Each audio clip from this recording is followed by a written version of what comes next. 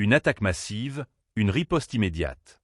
Dans la nuit, les systèmes de défense russes ont intercepté et détruit 90 drones ukrainiens, ainsi qu'un missile Neptune au-dessus du territoire russe et des mers d'Azov et Noire. Une vague offensive sans précédent, qui confirme l'intensification des affrontements à longue portée. N'oubliez pas de vous abonner pour suivre chaque évolution du conflit et partager votre avis en commentaire. Selon les informations du ministère de la Défense, la répartition des cibles abattues donne un aperçu de l'ampleur de l'attaque. 38 drones ont été détruits au-dessus de la mer d'Azov, 24 sur la région de Krasnodar, 15 en Crimée, 7 au-dessus de la mer Noire, tandis que 2 drones ont été interceptés dans les régions de Koursk et de Rostov. Enfin, un drone a été détruit au-dessus des régions de Bryansk et de Belgorod. Le missile Neptune MD, conçu pour frapper des cibles stratégiques, a quant à lui été neutralisé au-dessus de la mer d'Azov.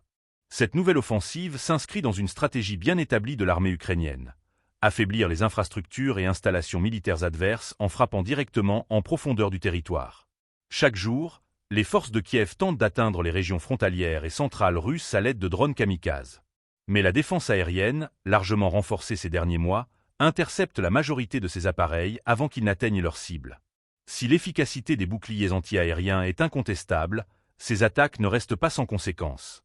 Dans la région de Krasnodar, une femme a été blessée lors de cette offensive nocturne.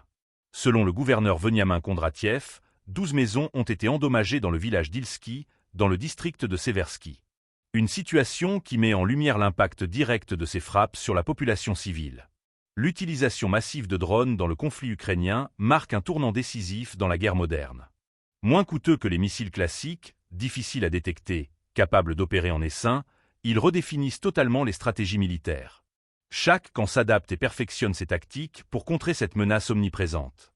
En réponse aux attaques ukrainiennes, Moscou renforce sa couverture anti-drone, développe des systèmes de brouillage et perfectionne ses capacités d'interception.